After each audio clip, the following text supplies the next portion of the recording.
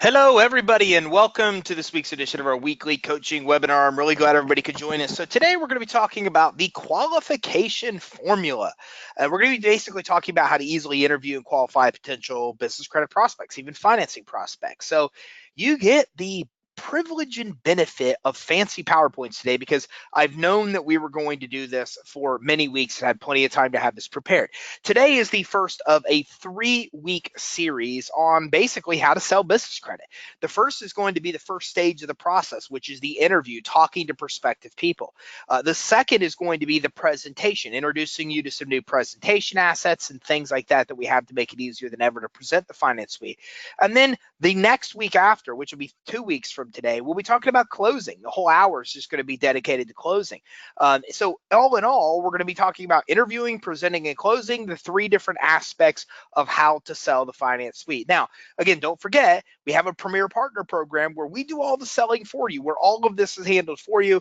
As we wrap up today, I will go through and give you a refresher of how Premier Partner works. And there's been a lot of questions regarding commissions and some other specifics. I'll dive into those today too as we wrap up. But we're going to go pretty quick and pretty heavy today because we got a lot of really cool stuff to cover that I want to make sure that you know about. So first of all, the finance suite has a lot of things that are unique, and I get this question a lot. A lot of our partners ask, what makes this system so unique? And what makes it different? And a lot of people, I don't think, ask what makes it unique. I think a lot of you already know that. But the question I get is, hey, so-and-so asked me, or a customer asked me, what's the finance suite like compared to X? Well, the things you need to know is that there's a lot of things the finance suite does that it's one of a kind. There's no other system that's out there today that does it. And I'm not saying that to brag. As a matter of fact, I'd rather there be other systems out there that can help people, because in the end, our goal is just to make sure that entrepreneurs have access to capital. And realistically, having the only system that really gives them all these options means that there's fewer entrepreneurs who can do so. So some of the things that make the finance suite unique is it's the only system that combines business credit and financing. It's the only solution out there where we help them with both aspects of this equation. Now, why does this matter? It matters because more important than anything else, what our customers care about is getting money. They don't care about business credit in a lot of cases. They don't care about a loan or a credit line. What they care about is the easiest and fastest way to get money any way they can. And this is the only system that gives them the major access to capital by giving them access to both corporate credit and financing as well. Now, when I talk about financing, I'm basically just referring to loans and credit lines. So I like to personally split this up with our own language to that there's 2 different kinds of capital we're dealing with. We're dealing with business credit linked to the business EIN, not linked to the personal social. And we're doing financing, which has to do with credit lines and loans, which is completely separate really than business credit. So it's also the only system with report integration, the only system with integration where they can actually access their Dun & Bradstreet and Experian business credit reports. It's got more business credit building sources than any other platform. So we have a whole data team. This is all they do is get us vendors, get us revolving accounts. Just in the last, I don't know, 6 months, we've seen the vendor accounts that we have, for example, double. Now, this can, first of all, be deceptive, because I talk to a lot of people out there and I have a guy that has access to our old system that still says that they have 2,000 vendors. But the problem is when you go through those sources, the data isn't accurate. It's still our old system from 2000. Half of the vendors aren't even in business anymore, and most of them don't even report, et cetera, et cetera. So we have access to more actual, legitimate, verified business credit sources than anywhere else. And the quality of this data is better because we have a data team. This is all they do every day, all day, is call these sources to verify information. This becomes extremely important, especially when regulation and things like that changes. Underwriting guidelines for each source. Look, we make it very easy for everybody to know they can get credit because we list the underwriting guidelines for every source. What I always like to say in my presentations is this: look, we are obsessed with taking this process and taking the process of building business credit and simplifying it and making it as quick as possible for you. We take years of business credit building and we condense it down to only months. That's something you should learn very, very well and become familiar with. We take years of business credit building and we condense it to only months. How do we do it? The way I explain it, especially when I'm doing demo presentations, is there's 4 different ways we do it. One, we do it by showing you the underwriting guidelines for every source so you'll know you can get approved before you even apply. 2, we tier the sources to apply for and in order and steps to tell you which ones to go after in order. 3, we actually gray out the accounts that you can't qualify for. And 4, we actually come in and list on each page how many accounts you need to get approved. Now, I don't tell people that during an interview, but it's something, or during this part of the sales process. But again, you need to know what you're selling, because when you know how unique the system is, you're more passionate, more excited, and more able to pass these things on to the customer. So again, we're obsessed with taking years of business credit building to only months. One of the ways we do that is by listing underwriting guidelines so you'll know you can get approved before you even apply. Certified advisors, really, it's the only system with actual full-fledged advisors. Now, there are some other solutions out there that have basic support. You call them, you email them if you need help. The complaints, if you look at these companies, are that it takes them days or weeks to even get back to that customer that's requiring. This isn't customer service. This is coaching, meaning that we tested do it yourself, and the reason do it yourself didn't work is because people weren't doing it themselves. The coaches and the advisors are crucial. It's why we have them call the person 5 times the first 5 days, because what we've realized is that when they have certified advisors and coaches that help them through the process, then they are then more excited and more equipped to go through it. A lot of people get stuck because they don't know one simple answer. Our advisor gets on the phone, answers that question, and they quickly move on. So having advisors, having full service coaching is one of the biggest reasons why what we have is so successful. Every legitimate funding program through thousands of lenders. Actually, we've got over 1,000 lenders in the system now that we verified, and we deal with every legitimate funding program out there today. So when I'm talking to people about this and what we do, I said, look, the problem with getting money isn't that money isn't out there. It's that business owners don't know where to go to get it. And I even ask a lot of business owners, if you need money, where are you going to go right now? And most of them say their bank. And I say, look, your bank requires great credit, collateral, cash flow, tax returns, all these things. Now where are you going to go? Nobody knows. So what we do is we pull together over 1,000 lenders, every legitimate funding program to one place. So then that way, nobody needs to know that On Deck only can help you if you have revenue, and Capwell can only help you if you have good credit. Their websites don't tell you that. You wouldn't know that. But again, by being able to come in and get all access to money in one place, we can ask you questions. We can develop a finance blueprint. We can then expose you to all the different sources you can qualify for in one place without only being able to get limited money in one. Why does this matter? 2 reasons. One, if you go to On Deck and you have revenue, they can help you. But if you don't have revenue, they can't. So one of the reasons this helps is we get more approvals for our customers because we deal with every legitimate funding. If they don't have revenue and credit's their strength, we can go a different direction than On Deck can when On Deck couldn't be able to help that person. But if they have revenue and they're a good fit with On Deck, we place them with On Deck. Then we get better terms with On Deck because we have a wholesale relationship with them. The second thing that this really helps people do is to actually get access to more money. So getting access to every legitimate funding program helps you get approved when you would typically get denied because you have more sources and more programs to get approved for. But it also helps to make sure that you get the most money because, again, you have more programs to qualify for. If you have good credit and revenue, we run you through On Deck and we run you through an unsecured business financing source, and then you have double types of funding.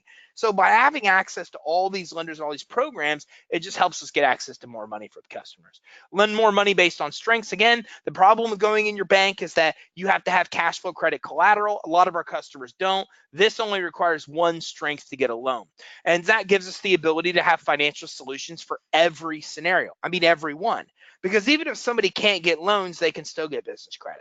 And that's what you want to kind of get to when you're talking with somebody. If they need money, especially if they've been struggling to get money, we can help them when others can't, period.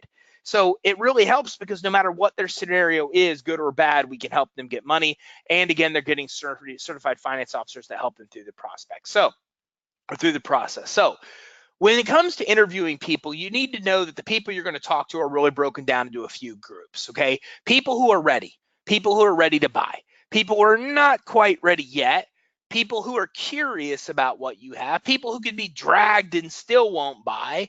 So you've got to qualify quickly to get to real prospects. You got to kick the rest of the curve, okay? People who can be dragged in, somebody recommended it, they don't believe in it, don't go through some uphill battle to defend yourself, okay? Boom, get out of it. I had this happen the other day with a podcast where the person that we pay to book podcast said, hey, this person has these concerns about you being a good guest. My response was, then pick another show. I don't need to justify. If that person cannot do research to see that I'm a good fit for their audience, then let's skip it. So again, what it really comes down to is it gives you the ability to know who can and who can't, or who will and probably who won't buy. And what it comes down to is the people that really are not going to buy are going to be the people who are dragged and still won't buy and curious. The people that are ready or not quite ready, those people can actually possibly work. But again, you really don't want to be people that can be dragged and still won't buy, or people that are just tire kickers per se. You're really looking for people who are ready or almost on the fence, ready to pull the trigger and make and get access to capital. So one of the things you need to know about an interview is you can't jump too quickly into a sale. The key to success is really listening. You need to listen way more than you talk. And if you're not good at this, you need to learn to be good at this. And one of the best ways that I learned to be really good at this was by realizing that people walk out of conversations where they get a chance to talk a lot about themselves, and they walk away and think, man, that was a really good conversation. I challenge you to think through this. Think about the next time you had a really good conversation with somebody. You're like, man, that was a great conversation. It's typically a great conversation because you're talking about topics you enjoy to talk about and a lot about yourself. Okay, so when I realized this, I'm like, wow, this really means the key to success in conversations is shutting up and listening, and then repeating back even sections of what people are saying so they know that you're listening to them. It really is the key. Okay, so you've got to get very good at listening to what people are saying and talking less. So an interview process is crucial because it helps you determine if the suite is a good fit for the customer. Bottom line, our product is not right for everybody. Okay, this is a Q&A with Megan. Chaz, this is not the Q&A with Megan. That was last week. So hopefully but you can easily access that in your back office now. And hopefully she ended up getting the webinar description and everything changed and the emails out for you. So it helps you determine if the suite is a good fit for the customer. And Chaz, like I said, that interview, the Q&A with Megan, was last week. So that's available in your weekly coaching webinar section of the partner resources. So back to the topic at hand. An interview process is crucial because it helps you determine if the suite's a good fit for the customer. Does it solve their problems, and is it something they actually need? Okay, I don't know that. You need to know that. Do they have the money to buy it? Okay, it helps you also build rapport, credibility. It gives you the intelligence you need to close the sale. It can easily be argued that the sale is closed in the interview.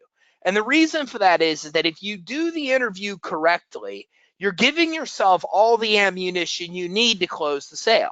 For example, the interviews where you dig out the real pain, the real problem, the real struggle the entrepreneur has. If you really get to the root of their struggles, problems, and worries, then that's much easier to use that in the presentation and close to touch upon those things and how the finance suite can solve those issues. But you're not going to know that unless you come in and do a proper interview. Okay, it's why it's absolutely important. And it's interesting because I used to watch this show called Car Lot Rescue, and I've talked about it a lot, although there was only like 3 episodes and I loved it. I'm sorry it went away.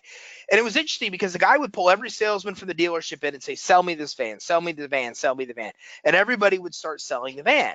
And then when he would teach them how to do it correctly, he says, you got to ask questions. Because if you're telling me about all the safety features and all I care about is how fast the thing goes, then you're way off the mark. But if you know up front that what I care about is speed, then you can hit on all the speed features of the vehicle, how fast it is, the horsepower, etc., and not talk about all the stuff I don't care about. Man, that makes a lot of sense. It's easier to sell a guy a car that wants speed when you know that than it is to sell a guy a car that wants safety and you're trying to talk about how many horsepower the car has. So again, it gives you the intelligence you need to actually close the sale. So there are 3 essentials to establish in every single interview process, and you got to do this in about less than 4 seconds.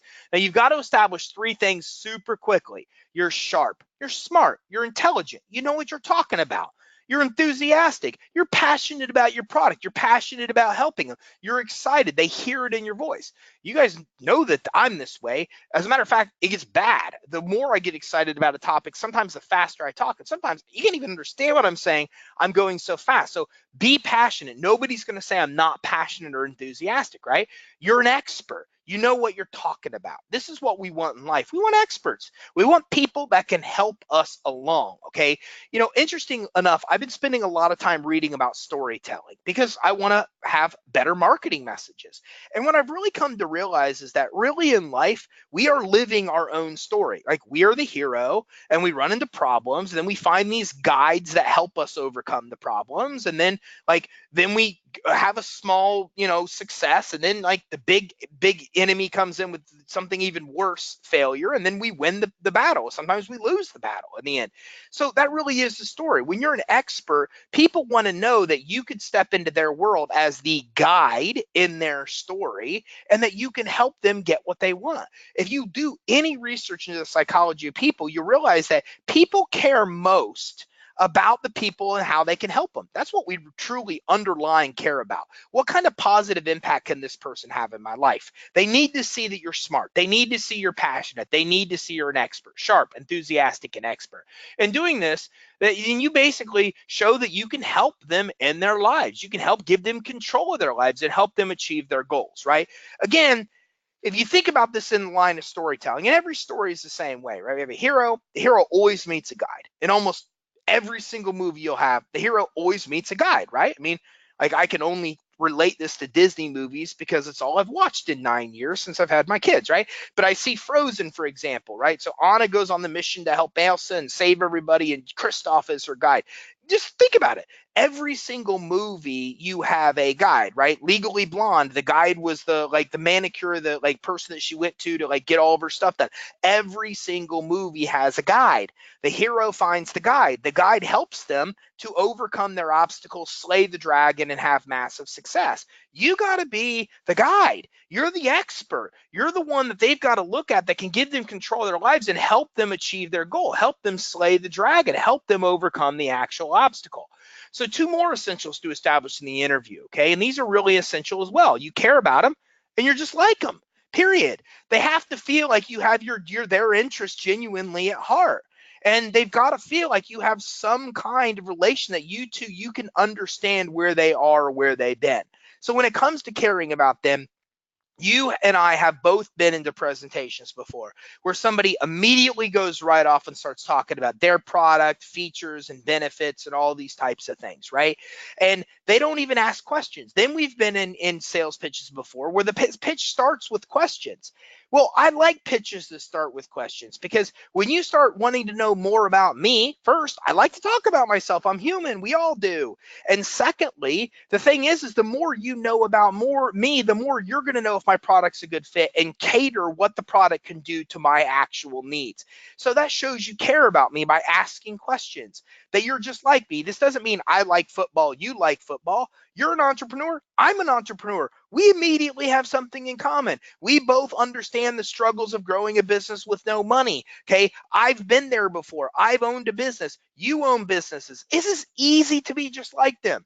It's easy to talk to your prospects and say, look, I've been there. I own a business. I've seen the struggles of getting money. I found this solution. It helped me. That's why I'm talking to you about it as well. Okay. You've got to build rapport during the interview. Now, remember, if you're using our Premier Partner Program where we're doing all the selling for you, this is what we're doing basically for you, but you should do some of these basics, as we'll talk about later, to make sure that you have some kind of respectability in their eyes to be able to even refer somebody to help them. Okay, but again, these are the things that are important, especially if you're going through all stages of the presentation. So you got to build rapport by showing that you care and that you're just like them. Rapport is built by recognizing that you're an expert. You can help them achieve their goals. So you got to develop instant rapport, both conscious and unconscious, and you'll do this more with tonality of the words. Look, the studies on this show that 80% of human conversation is tonality, or it's actually body language, but then it kind of converts to tonality when it's on the phone. So if you're selling on the phone, your tonality really becomes one of the best ways to build rapport, because again, they're listening to your tonality more than they're listening to anything else. So build rapport. What you must represent: certainty, clarity, conviction, courage, confidence. This is what people want. Just think about this. Think about it. When you buy things from people, especially expensive things, don't you want someone like this that's certain, that's clear on what things can do for them and how it can help you, that has conviction and believes in their product, that has courage, it's confident? This is the type of person that we all gravitate to as humans. We want to be around these people. These are the people that we prop up. These are the people that we follow. So this is where the person that you want to be. You want to come in, and again, if you've shown you're enthusiastic, if you've shown that you're sharp, if you've shown these things we talked about, then you can also relay these almost automatically, that you know what's going on and that you can help them.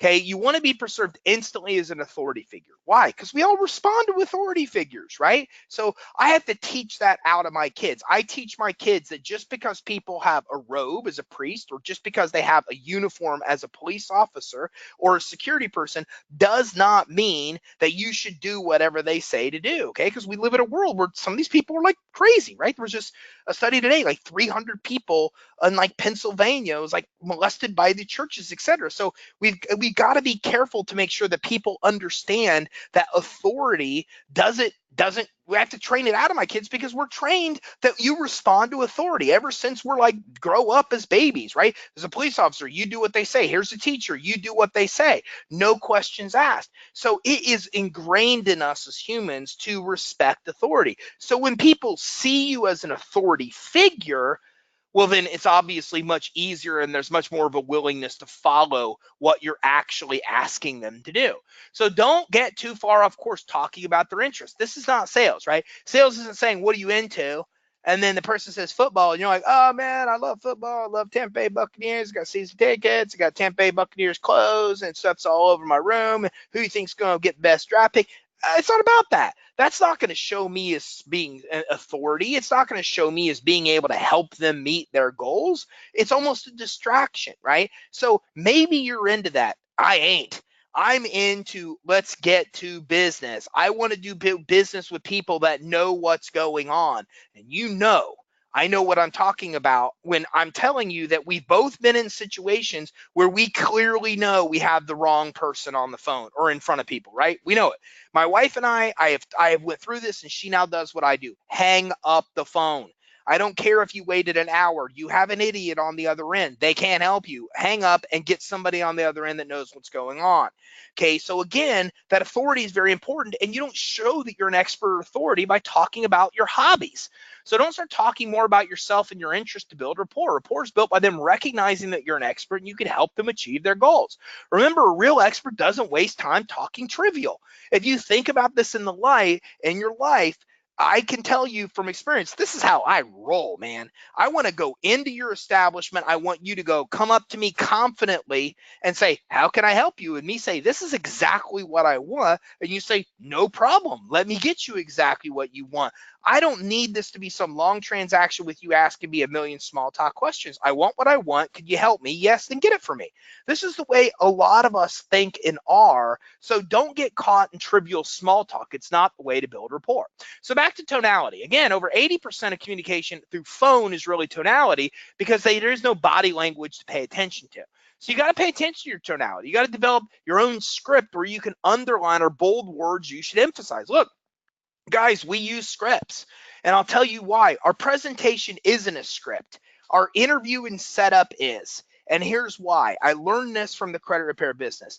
You don't want to have to think about what you're going to say on that phone call. You want to be able to focus on what matters most. If 80% of your communication is tonality, then why the heck are you trying to think of the words to say every call? Write down the words to say, okay? Then when you have the words to say, then you can bold what needs to have an upbeat, and then you can underline what needs to have a downbeat. And then you can focus on your tonality. And after going through the script again and again and again and again, eventually it's just memorized at that point, okay? But it becomes very important, because if you don't have a script, you're obsessing with the words and not obsessing with tonality, which is the problem. So if you go into partner resources, into partner basic training, Or if you go into partner basic training in step 3, where we talk about presentations and where we talk about doing interviews, closing in that step, we actually have scripts that you can use. We even have a script there that you can use for that. So again, a script is the best way to pay attention to tonality. Upbeats on important words, it must capture the friend-to-friend tone. Hey, so for example, what an upbeat is I'll give you a simple example. Hey, it's Ty with Credit Suite. By saying Credit Suite on an upward tone, then what I'm saying is, don't you remember? Hey, don't you remember me? It's, hey, we're all friends here. Don't you know who I am? So when I'm saying, hey, it's Ty with Credit Suite, it means something completely different than, hey, it's Ty with Credit Suite or Ty with Credit Suite. So a lot of times when you test this yourself, it's insane. When you get somebody on the phone, hey, it's Ty with, probably don't want to introduce yourself as Ty with Credit Suite, but let's say that's your name, your company. Just say, hey, it's Ty with Credit Suite. And you know what they'll often say? Who? What? But then do exactly the same thing with customers and say, hey, it's Ty with Credit Suite. Raise tonality, upbeat when you say that. And what it says is, it says, you remember who I am? You know who I am? There's all these assumptions in the tonality. So upbeats are very important because, again, it's more of a friend-to-friend tone. It reiterates important words. Pay attention to the power tonality, such as reasonable man. Hey, you got a minute? This is one of these things that we use all the time. And we use this and when we talk to a lot of people, our setters were trained to use this. Hey, you got a minute to talk? Got a minute? Everybody's got a minute, right? I'm reasonable, you're reasonable. Everybody's got a minute to talk. So that's a reasonable man tone per se. Got a minute. Curiosity tone and mystery. If you recall, okay, now when you say to them, hey, if you recall last time we talked, it's almost important for them not to mentally go back and try to think about last time you talked, right? So there's tonality there that gets a recall, curiosity, tone of mystery, which is kind of a little bit like this. I do that a lot. I bring down my tones. I tell people when I start, even today, I had a main webinar. And I said, look, let me tell you something lenders are not going to tell you. And here's why, because when I bring my voice down like this, then whether you want to or not, subconsciously, your brain goes, what just happened there? There was a complete change of tonality. And when I bring it down like this to tell them something it's secret or something lenders won't know, people lean in, they listen, they want to know. So tonality becomes very, very, very important for these reasons. Scarcity, again, like I said, it's kind of a whisper. Hey, look, something you need to know. Authority, where you're powerful. Empathetic, that you can understand, right? Have you ever talked to somebody where they tell you that they really are empathetic and you absolutely can hear in their voice that they don't give two craps? Okay, I've been there. And I've also been there where people say, man, I'm genuinely like, I am so sorry that happened. And I know they're genuine. So somebody that's faking it or somebody not. So all these tones you're using during the actual presentation, all of these are ones that can use you. Raise your voice at the end of a sentence to infer a micro agreement. Again, hey, it's Ty from Credit Suite. Okay, so again, that implies that you know what I'm saying. It's kind of a microgroup. Hey, we on the same page? We on the same page? Okay, the same as the quiet tone, the whisper can help. So matching is essential too. Mirroring is essential. Pace and leading. So this is general neuro-linguistic programming. This is general psychology here. What matching simply is matching means I'm matching your pace. I'm matching your tone. I'm matching what you're doing. Okay, and again, all the psychological studies show that whether we know it or not, subconsciously, we're doing all of this stuff anyways. So how I like to use matching, as you might imagine, is I talk kind of fast because this is the way my mind works. Like, trust me, it takes a lot of effort and energy I burn just trying to slow myself down consciously. So when I get on the phone with older people that are trying to buy something, like I did the first hundreds and hundreds of partners that I sold here at Credit Suite, man, a lot of times people don't have my speed. They don't have my tone. They don't have my pace. So it becomes essential to them essential to the transaction that I slow down a lot and match exactly what their pace is. And then as I'm able to match their pace, then I start to pick it up a little and I start to get into my normal rhythm and I start to get into my normal speed. And then what happens is in engaging with them, as I'm picking it up a little and picking it up a little, what I notice is they do the same thing. So I match them, they start matching me. Now, mirroring works more if you're physically face to face. They put an arm up, you put an arm up, etc. But again, the psychological studies show that we have a closer relationship to people that are matching or mirroring. They're talking the same tone that we are. They're using the same body language that we are. Again, all the studies show that this is how we recognize these people are part of our tribe and keep us safe and where we feel comfortable. The problem isn't that. The problem is the opposite. When I get the person on the phone that talks slow and I talk fast, you know what they think of me? They think I'm a shyster.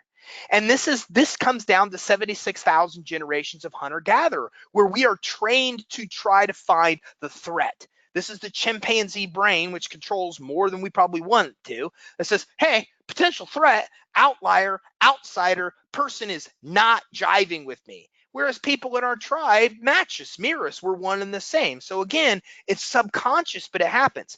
Pacing and leading, that's what I just described with matching. So I'm matching them, I'm pacing them, then I'm picking up the pace and leading them to then follow my pace, okay? But again, matching has to do with tonality. It has to do with the speed of how fast you're talking, these type of things, whereas mirroring is more face-to-face. So grouping words in your script and when you present, because that's how you really talk, okay? With one of, okay? Well, that was a pretty bad example, okay? So what I'm saying is that I wouldn't do this in a script, but I don't want to write, hey, you are going to love this. I would say in real life, you're going to love this, right? So if I'm going to say in real life, you're going to love this, then why put on the script, you are going to love this? Write your script like you talk. Okay, so again, with one of, I don't know why I use that as an example, because I wouldn't put that on the script as one word, but I definitely watch out for abbreviations to make sure that the script reflects how I actually talk. You know how you do that? You read the script back to yourself as if it's a real conversation. It's one of the easiest ways to know how it's really going to sound. Okay, so questions to ask. So listen more than you talk. Find out the prospect's why. Okay, so gathering intelligence to close the sale. We've already talked about why this is so important, right? It's so important because this is what gives you the ammunition, what really they care about to even have what you need to be able to come in and close the sale. So we talked about, you got to listen more than you talk. You got to find out the prospect's why, and here's how you do it. It's 3 or 4 questions that basically have to do with and, okay? Or let me give you kind of a deeper rundown. If I come and say, hey, look, why are you looking for money to grow your business? And you say, well, look, I'm looking for money to advertise. Now, the person you're talking to genuinely believes that they are looking money to advertise. But now I'm going to ask why. And I'm going to do this 3 to 5 times. I can say and or why. Okay, in this case, I'm going to say why. Hey, Mr. Customer, what are you looking for money for? Well, I'm looking for money to advertise. So I want to do some marketing and advertising. Okay, that's cool. Why are you looking to do advertising and marketing? What's interesting is you already forced them into the first question that they probably don't even know their own answer to, because they're lying to themselves. They think they need the money for advertising. Well, I need to market and advertise because we need to grow the business. Like, we're staying stagnant. Okay, just gained a problem out of that. They're stagnant, they're not growing. Okay, which, by the way, 100% of the people we survey say they want to grow faster than they are. So that's probably reason that could happen. So now we already gained a piece of intelligence there. We're just not growing. And I need to advertise the market, put together a campaign to get the business growing. Okay, third why. Why? Why are you trying to grow the business? What's the ultimate goal here? Well, look, I'm trying to, right now we do 300,000 in sales, and I'm trying to get us to $1 million in the next 2 years. Okay, why? Why are you trying to get to $1 million the next 2 years? Well, I know that if I get to $1 million, I can hire these other 2 people, one that can take over sales, that one that can take over a lot of my roles. And then I know that, if that happens, I'll have more time to do other things. Okay, well, and well, I want to do other things because I want to spend time with my family, and I want to be able to have time to be able to work on the business and not in the business. Now, if you really think about what we've done, by simply using the word why or and, we drilled down from the fact that they want advertising to what they really want to do is have more time to work on growing the business so they could spend more time with their family. That's what it really comes down to. Now, here's the problem. If you're just talking to them about the basic service thing, you got to get money to advertise, you got to get money to advertise, you got to get money to advertise, that doesn't pull an emotional cord. But if I say to them, look, we got to get you money as quickly as possible to advertise, because when you advertise, you grow the business, we get the business to $1 million in 2 years, and then you're taking that vacation you want. And that's what they really want. The problem is when they told you they want the money for advertising, they don't even know their own why. They're lying to themselves. And I've seen this in action for the mentor Dave Freeze that taught me this. I've never seen anything like it before. I sat in a mastermind. Tyson Franklin, my now good friend from Australia. I don't know if you know much about Australians, but these guys are pretty rough in a lot of cases. Okay. Tyson's sitting there. This actually Dave engages them. Tyson says, I want to do this. Dave says, why? After 5 whys, Tyson he says, you know what? I just want to spend more time with my family. And then he absolutely starts bawling his eyes out to a group of people he'd never met before. And then he gets up and runs to the bathroom. And I'm like, oh my gosh, like that's one of the most powerful things I've ever seen, because the whole thing happened in real time. What happened in his mind was he, for the first time, really discovered what his why was. Less than a year later, Tyson sold his business for millions. He has the biggest exit of a chiropractor in the Australia overall in general. And I can go on and on to tell you the cool things that my buddy is doing now. But I can tell you that to see this happen in real time was unbelievable. The truth is, we all aren't honest with ourselves of what our why is. And the other truth is that if you can get to that emotional level with somebody to really know their why, when they have not really shared that with other people because you're helping them kind of figure it out, it is a very deep emotional connection. And when you get there, the trust is there, the credibility is there, the rapport is there, the authority, everything you need to make the sale is there. So use the word and, use the word why to get down to what the real reason for doing what they want to do really is, because we all have that real reason. And just to let you know, in a lot of cases, it boils down to being with family. And with men, it comes down to being able to provide for our family. That's what the stats show. The stats show that as men, entrepreneurs, that our biggest concern is supporting our family. So when you get to the why of it, then that's it. And just to let you know, hand raised, 100% me. After my mortgage company collapsed and I put our family in financial ruin as a result, and seeing the damage that did, I will fight till the end of the earth to make sure that my kids never see that and my wife never has to go through that again. I fight every day the good fight just to make sure that I can support my family. And statistics show that for men, that is the driver. I know a lot of you women are going to say, what about women? I'm sorry, I forget. But I do know that it's that, because when I heard that, I'm like, wow, I can relate, because that is me. Get to their why. Get to it by using the words, the questions why and the question and. So I'd ask questions, just a few questions, so I don't waste your time. Just a few questions so I can better serve you. Just a few quick questions so I can know exactly the type of financing and credit you can get now. These are entry ways into asking questions. I don't use segues anymore. We used to.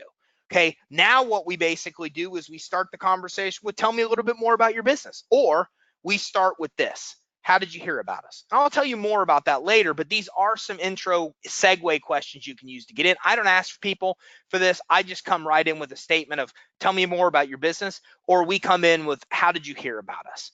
Okay, our interview script. Here is our interview script. Now, again, part of this is in the script. I think in step 4.3 of the finance suite. So you don't have to take screenshots and rewrite this thing. Just go to step 4.3 and you'll get our script, and it has this. I'll walk you through it and I'll explain why we do each part of it. And then we'll continue on with the actual PowerPoint. Hey, my name's Ty with Credit Suite. You scheduled a free consultation with us for this time. Are you available to talk now? Now remember, I'm bolding the upbeat words. Great. How did you hear about us and how long have you been following us? Here's why we're asking this question. How did you hear about us and how long have you been following us? One, we will not present to anybody that has not seen the finance suite and doesn't know about us. We just won't do it, because this is what we know for a fact. One, you ain't going to spend thousands of dollars with somebody you don't trust. So if you don't know about us and who we are and our credibility, you're not going to buy on this phone call. And two, you're not going to buy something you don't know and understand. So you have to see the finance suite, know who we are, or we will not present. Our salesman will say, well, look, let me get you some information. I'm going to send you an email with some information. We send him an email with a link to the finance suite demo video. and we send them a link to our credibility so they can see our credibility. Then we schedule a follow-up call to get back with them. We will not present to anybody that does not know who we are or has seen what we have to sell. Rule number one. That's why it's the first question. The script stops here. If you say, I just saw you on YouTube and called, I'm watching the video now, I just saw you on Facebook. If you don't have those two things, you don't know about us, and you haven't seen the product, then we immediately get off the phone and send you more information. The whole script stops. If you've given us answers here, hey, I've been following you guys for a while, we're in. Next question, you seen our webinar?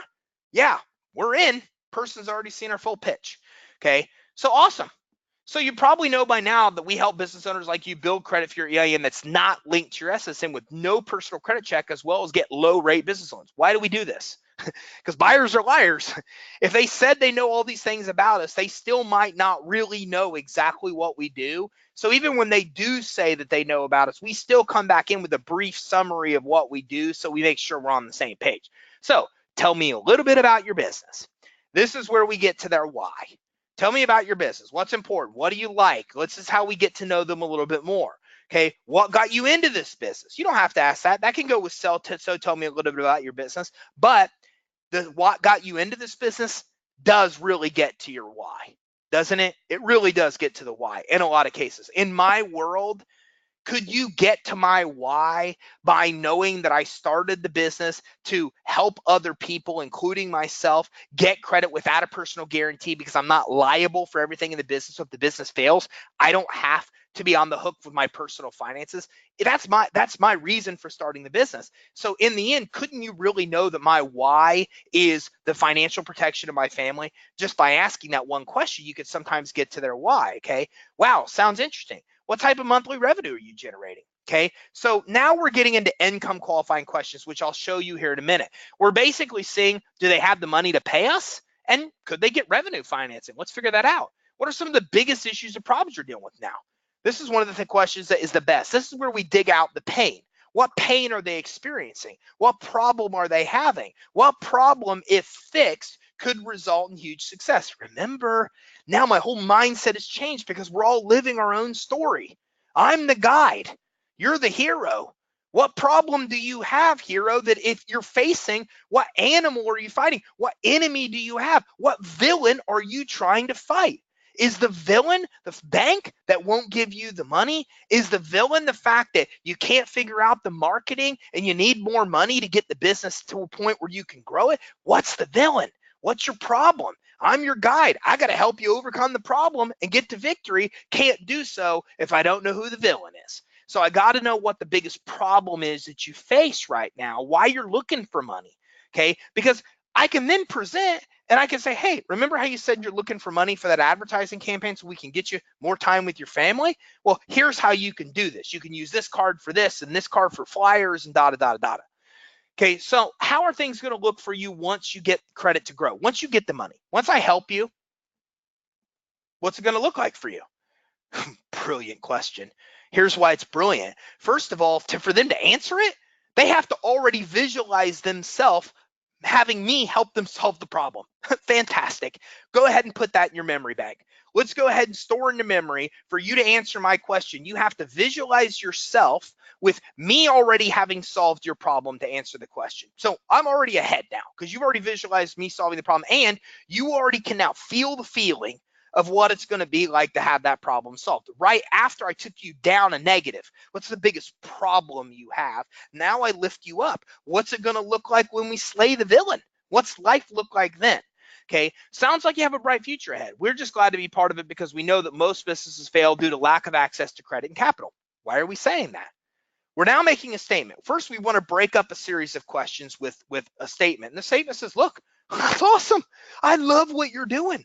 Why? Because first of all, don't we all like that as business owners? We love a world where we can come in and we can basically say, I love what you're doing. That's awesome. Okay, and we're also acknowledging that most people fail because they can't get money. Look, your problem's going to get worse unless you solve it. Let me help you, basically. How much money have you set aside monthly to grow your business and make your dream a reality? Why are we asking? We are just trying to determine if they have the money to pay us. How's your personal and business credit quality now? Why are we asking? We want to see if they have personal credits, get unsecured financing, or have high limit credit cards they can use to pay us. Another qualification question. And we're also basically coming in here and we're saying we want them to get them to acknowledge they don't have any business credit built yet.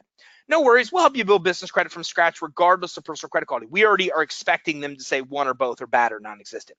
What is exactly we can help you with? I love that. Well, what do you want us to do? Let's get expectations down right from the beginning. What do you think we can do for you? And let me cross-check that against what we can actually do. Based on everything you just told me, it's a perfect fit for your business credit program. Let me talk to you a little bit more about how it works. Other questions? Obviously not a question. Okay, tell me about your business. Not a question, but an opener, right? We want them talking about their business. What's their plans? What's holding them back, okay? Most people like to talk about themselves. It talks about their business. It puts them in an upbeat tone, right? Some will jump at the opportunity to answer the question. Others, you got to ask more questions. What industry are you in? What exactly does your business do? Who is it that you help? Okay, but you don't usually have to ask these kind of questions because usually just getting them to talk about their business will work just fine. Bring on the pain. Your questions must be a good one to find out their pain points. Where are they suffering now? What would they like to change if they could? What struggles are you facing? Here's different ways to do that. But again, when I came into it, I just said, what's the biggest problems you're dealing with now? Like, what's the biggest problem you need solved? Okay, then relate their problem or pain to money. If they don't do it themselves, a lot of times they will. They'll say, hey, look, my biggest pain point that I need the money for advertising. Well, they just listed their pain point as money. Perfect, done. My mission's solved. My job is done. But if they come in and say, my problem is I need to advertise, okay, so you need to get the money to advertise to then be able to grow the business to $1 million to bring these people in to free up some time for you. Is that right? Yes. Now I've tied back their need of advertising back to money. And I also went and got down to their real why too with it as well. So get them to admit their lack of money is the root of the real problem. How long? How long you been stuck for? How long you been looking for money? How long has your business been open? This isn't a bad question. We don't use it, but it's not a bad idea to say, how long have you been looking for money for? To know if you're the first one they've talked to or the last, because obviously, when you're the last, they're desperate. Have they gotten financing before or tried? What did they like or dislike about the process? Okay, so what we're doing here is, did they get money before? Does that come out? You can ask that question. It's not on our script, but it's a good one. So have you tried to get money before? Know the problems they're dealing with getting money. So then that way you can say, hey, remember how you said how hard it is for you to be able to get money? Well, here's how we solve that problem. This uncovers the emotional problems she might experience. What would you change? What would you change in your business situation now? What would you change? Our question is, what would your, again, we relate this back to the problem. We don't ask these questions. What we do is we simply say, hey, look, what's your biggest problem? Not what would you change in your business. That tells us what this answer is. Of all factors, what's most important to you? What's the most important thing that can help you? When it comes to your future, what's most important? What's ultimately trying to accomplish? So getting to what's most important to them is good. But again, we've now drilled this down to 3 to 5 whys. What do you need money for? Why? When we ask why 3 to 5 times, like I taught, then what happens is we get to what's most important to them. What's your ultimate objective? Yeah, same thing. What do you want to accomplish, right? We already talked about that. And again, you understand objective, most important. What would you change? What we found was a way to wrap all of that into one simple question. You can do it however you want to. I'm giving you ammunition to build your own script. How we do it is, look, what's most important to you? Instead of asking that, we just basically come in and say, why? To get down to what the real why is. And that tells us the objective. What would your business look like if you received a cash injection? What would your business look like if your biggest problem was solved? How much could cash and credit help your business? Again, you saw our question on this. What would your business look like if that problem was solved? Simple as that. Important qualifying questions. Do you have any assets? We don't ask this question anymore, and here's why. Very few people did. If anybody had anything, most of them had revenue or credit, so we don't even ask this question anymore. But it's a good qualifying question to see if they can get financing now. Is your business generating cash flow now? And if so, how much? Okay, that will tell you basically 2 things. Can they qualify for revenue lending? Can they qualify for financing right away? That's going to change how you present, as you'll learn about next week. And the second thing is, do they have the money to pay you? If I got somebody with really bad credit, and somebody that says that they've set aside no money to grow the business, and their business has no money now, and I don't know if I said this or not, but they have bad credit, that's not going to be a good candidate. Their credit reflects that their limits on their credit cards are very small. Their business has no revenue. They have no money set aside to grow the business. So do I think they have $3,000 to pay me? No, of course they don't. I would not present to that person. I would not. What we would do is we would guide them to free information. I'm going to send you some free information on this. Now, and we tell them right off the bat, we got a business credit program that'll help you, but it's thousands of dollars. So I don't think based on what you said, it's a good fit for you. If you think it is a good fit, then let me know. We give them an out. We say, look, I mean, realistically, your credit sucks. So, you don't have the credit to be able to get what you need. You don't have the revenue coming in. You don't have money set aside. So there's no way you're going to do this. So this is why we're asking this question. And then we also might say, how's your personal credit? And what we do is, and you saw how we asked that question. Hey, what's personal credit quality now? Just a guess. The tonality reflects, hey, just a guesstimate. That's what we say. Well, what's your personal credit like now? Just a guesstimate. Why are we saying just a guesstimate with an upbeat? No worries, no big deal. We don't care, no big deal. No big deal tone. I don't know. What's your credit like now? Just an estimate. No big deal. Because let me tell you something about credit. People are either going to say good or dude, awesome. Or they're going to be like, well, or, any kind of segue like that. I just get them off the hook. I say, look, don't even worry about it. Don't even worry about it. We're going to talk more about business credibility. And I move on. They either have good credit or they don't. Okay. Can they afford it? Out of curiosity, what type of any bank balances do you have? I don't ask that question anymore. What we do now is we simply ask them how much money they've set aside to grow their business. It is a brilliant question. And here's why. How much money have you set aside to grow the business tells us how much money you have on hand. All we care about is do you have the money to pay us. If you tell me that you put aside $100 a month to grow the business, you don't have the money to pay us. We're going to give you the free information. We're going to send you a video that teaches you stuff instead. So again, that's all we're really looking for here. Can they afford it? Again, a future pace with results in advance. What will you do with the cash or credit injection? Again, this is future pacing. It puts them in the mindset of us already having helped them solve the problem. That's why we ask that question. Do you narrate the client's answer? Do not narrate the client's answers. Leave out any comments, including those that demonstrate your active listening, okay?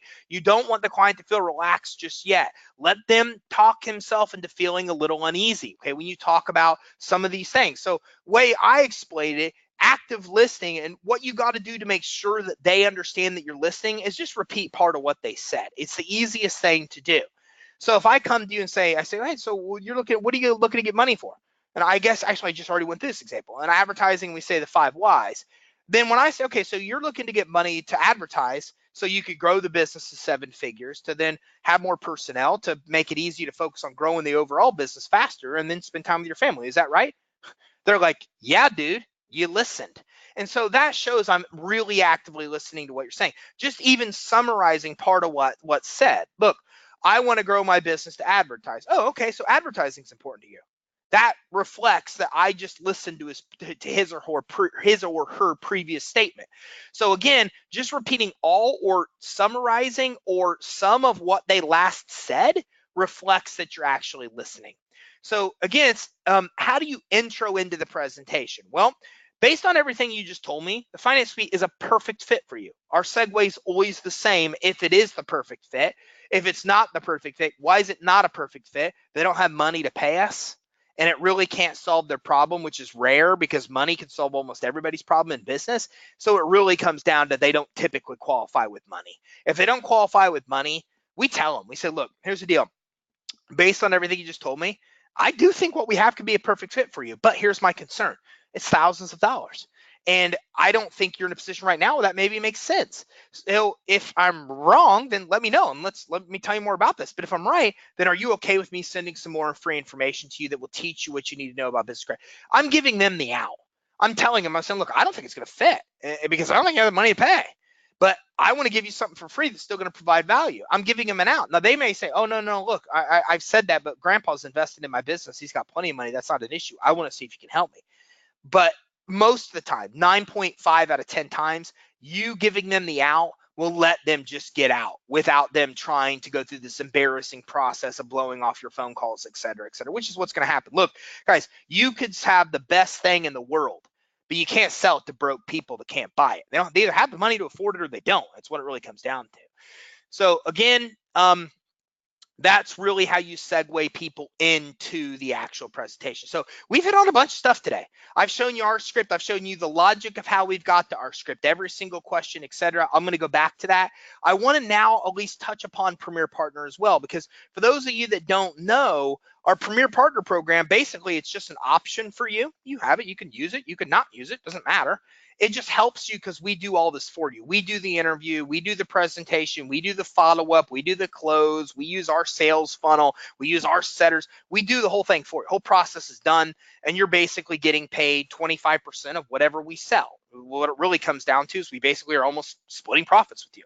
So 25% of what we sell goes to you, and 50% of funding goes to you, and we do the whole process for you. So if the interview becomes too much, the reason I'm introducing this here is because in a lot of cases, when our partners learn these 3 webinars, when they learn how to interview, they learn how to present, they learn how to close, they immediately get uneasy, shut down, and say this is too much. I'm telling you the right way. We found years to do this, but I don't want you to shut down. So I'm giving you another alternative, just saying, look, if in the beginning, as you're getting equipped and set up and comfortable to do this, don't forget, we can execute all 8 steps of this with us as part of Premier Partner, and we even handle the retention. So with Premier Partner, we're basically doing all the work for you. Okay, so it saves you a lot of time because you don't have to prospect, you don't have to learn how to present, you don't have to learn to interview, you don't have to learn to close, you don't have to learn to sell, you don't have to do any of that stuff. You just simply email the basic information, the first name, the email, the phone, the lead at creditsuite.com, and then all kinds of little magic like elves go to work behind the scene and like get the lead to a special box that our sales team responds to and engages with immediately. What our team is then going to do is call you and go, hey man, Bubba, what's up? I got this guy you just sent. Tell me the background. I'm getting ready to call him right now. So that's all you basically have to do, and you can still do it yourself at any time. So remember, this isn't replacing anything. We're just keep doing what we always do, adding more, adding more, adding more, giving you another option, another layer, another way to succeed. So if you don't get hung up in the fact that presenting requires a lot of knowledge and a lot of practice. Okay, you don't need to learn to present. You don't need to learn to you don't need to set up your funnel or hire extra staff or spend extra time. You don't need to set up websites or build trust online or get business credit reviews or train a sales team or build automation systems or master presenting or overcoming objections. It's really simple. We do it for you versus you doing it yourself. And the only reason that we came up with this was that we realized that our partners had a bunch of these barriers that were holding them back. They're like, oh, I don't have my email funnel set up and I'm not comfortable presenting yet. And I don't have my interview questions worked out and I don't know, I'm scared to close. And so we said, how can we overcome every one of these objections with one option that can help you where it's basically done for you? And that's where we came up with this idea. The other problem that we ran into is this. What we realized was that our partners initially getting set up had a lot of cost before they made money. Some of them started getting setters. Some of them hired sales team, and we pay ours $2,500 base and $500 commission. They had to get CRM systems and websites and phone systems and pay merchant fees. And when you're not making a lot of sales, what we realized was that this was a hindrance to our partners. Our partners were spending thousands to set up their business and hundreds of dollars a month in commissions and et cetera on the sales. And when they're not making a lot of sales in the beginning, it became a little bit more difficult. So this eliminates expenses. So instead of having all this overhead, we absorb it. We just pay you all nothing but profit. So every money you make is profit because you don't have any of these expenses. And again, it's a nice segue as you're getting set up and becoming more comfortable with selling. And you can earn up to $1,500 per sale anyways. So if you really look at the math of selling business credit, if you're selling it for $2,500 and you're paying us $700, you're at $1,800. Then if you start to take into account some of these expenses, you quickly realize that you're making not a lot per sale unless you're doing a lot of sales. This gives you the ability to still make up to $1,500 per sale. How much can you make? It's very simple, guys. A lot of people had questions on this. It's 25% of whatever we sell it for, period. That's it. You make more than our own sales team does. Okay, we basically worked out the math and figured out what our profit was, and then we basically just figured out a percentage where we're splitting it with you. It's what it comes down to. We're doing the whole sales presentation, the follow-up, all this. You're getting the lead. We're doing the rest. So you're earning up to 1,500%. Where do I get the up to 1,500? If you look at our Ultimate program, if they're coming in on Ultimate, then you could earn up to $1,500, 25% of whatever they are actually buying it for.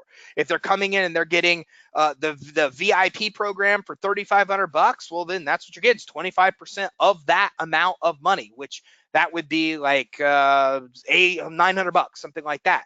Okay.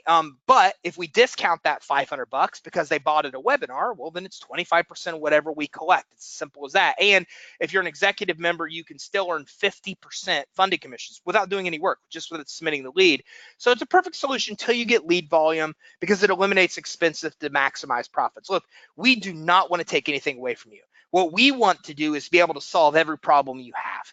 And when we look at not having time, not having the training, not having a sales team, these obstacles that our partners face, this at least gives you a solution where you can make money on business credit, maybe while you're segueing, while you're converting, while you're getting ready to do this on your own. That was what we really designed it to be able to help you with. And again, if you just kind of look at it this way, you don't have any expenses. So instead of selling it for $2,500, having an enrollment for $700, commission to your sales guy for $500, and only make it $1,300, you can make $1,500 with this, for example, and all the work is done for you, and you don't have any of the other expenses to pay for.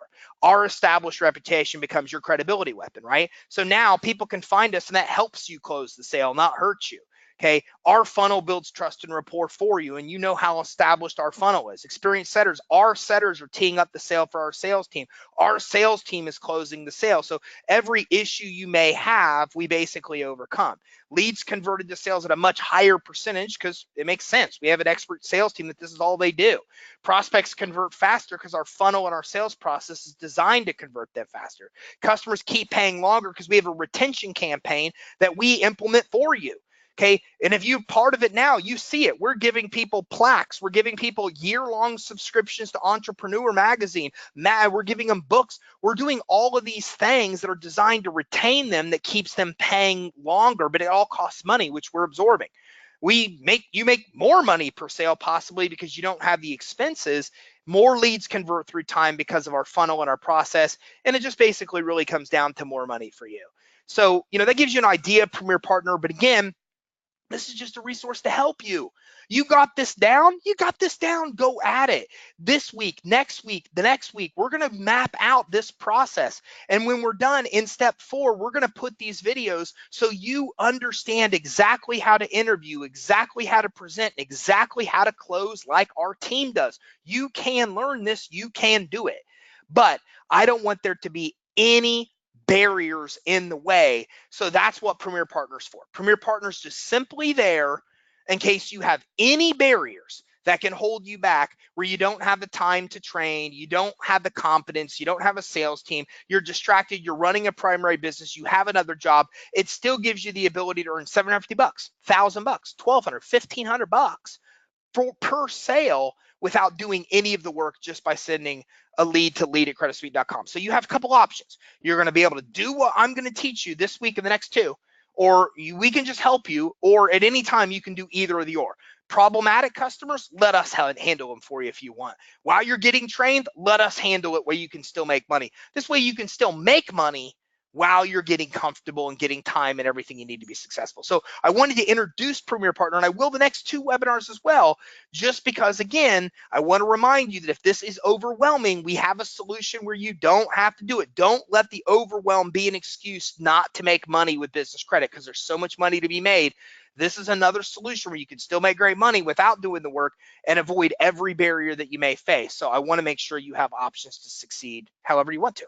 So that's it for me. Let me know if you guys have any questions. So again, a lot of things we covered here today. This is how you conduct a proper interview. Here's a bunch of sub questions you can ask on top of the other questions that are on our script. You might answer different questions other than we have in our script, but I showed you our script, told you how to access our script, so you could see why we ask every question. And if you've done it properly, then you've done a proper interview. Remember, if somebody doesn't know enough about you or the product, don't even do the rest of the interview questions. Stop, get them off the phone, and get them more information, okay? If they don't have the money to buy based on your questions, then don't present to them. Tell them that you think free information may be better because you think that there's a money concern, that they might not be able to afford it.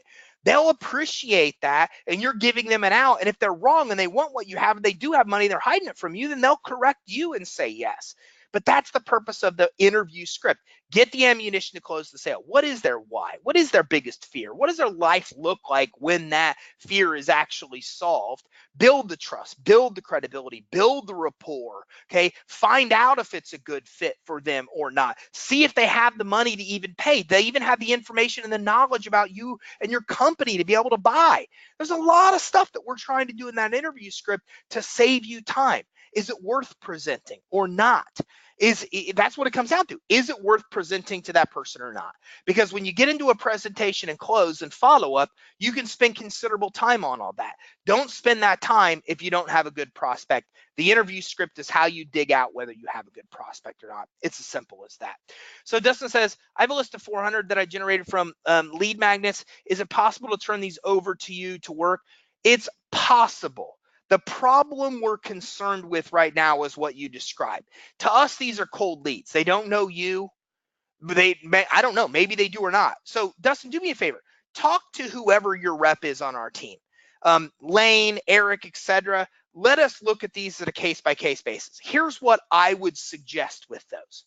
We're figuring this out right now. We don't know is the answer. When we rolled out Premier Partner, we said, look, there's some problems we anticipate having. We think our partners are going to want to track the actual progress of the lead.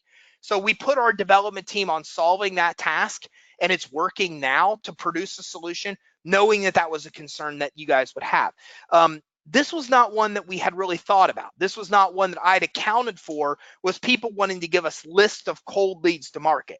We have to maintain the integrity of our own email database. So we wouldn't take cold spam leads and just drop them in by hundreds typically. But what we can do, and what might be a better fit, Dustin, is we take your list and populate it into a call list, and then have our setters hit that call list to pull every single lead we can get into an actual presentation with our sales guys, or into a call that then will get them more emails. So we can have our setters say, look, Dustin referred you over. He said you're interested in business credit, and I wanted to know, here's our script. We execute our script. They are interested.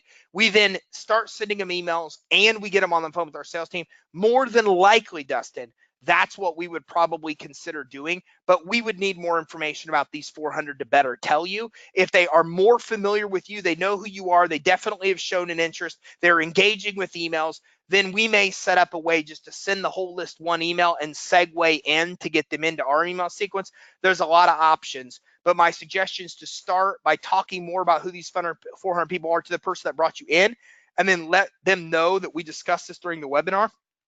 And they can even come to me. We'll talk a little bit more about ways to do that. But no, we wouldn't take a huge list like this and just start sending them emails. That's spamming. But what we will do is we can still reach out, make contact with them, find out who is interested, start sending them emails, and get them on the phone with our sales team. Probably a better course of what would happen. And Dustin says, makes sense. Definitely slightly tricky with opt-in and brand confusion. It is. And for us, it's not even that. The problem is that, we can't jeopardize our own ability to send emails because we're sending a bunch of emails to a bunch of people we don't know, and we don't know how they've been maintained. So if we have a list in which we now get, Dustin, you're not the only one doing this. We have people sending over 100 leads plus at a time. What we're now realizing is these need to go to a setter. The setter needs to set them up. Then we need to opt them in that way and get them in the sales process that way. That could mean that out of 400, only 20 or 40 become real leads, but at least we mined your 400 in a week and found out of the 400, actually 2-3 days, and out of the 400, you got 40 hot prospects, and then we hit those 40 hot and heavy. That's probably going to be in your best interest, and that's probably how we consider that. Okay, if you guys have any other questions, let me know. It's next week. We talk about how to present. You're going to want to be here. Here's why you're going to want to be here. You're going to want to be here because we have a bunch of new presentation assets that we just rolled out that you guys might not know how to use. Because I designed them for very specific purposes, and I don't know, I just didn't tell anybody what the purpose was. So I'm going to open up each one of these assets, talk through what it is, show you how we're using it, show you when you use these presentation resources. Presentations used to be you do the whole presentation. Now it's more, I'm going to teach you how to do it, but I'm also going to show you how to use resources to do it. We're going to get into all of that next week, and then the following week we'll talk more about closing. No problem, Dustin. And Fred says, what do you recommend to have set up before getting started, like website, business cards, etc.? Go through our partner training. Our partner training in your back office will tell you that. It will tell you in stage, I think the last stage, the implementation step, or the step 6, it will tell you what you should implement and what you should have set up or not. So step 1, you need to complete partner basic training. It's absolute must. If you do that, Fred, it will tell you what you should set up to get up and running. To give you a short answer, you should at least have an email funnel set up or some way to send them emails and a website. That's it.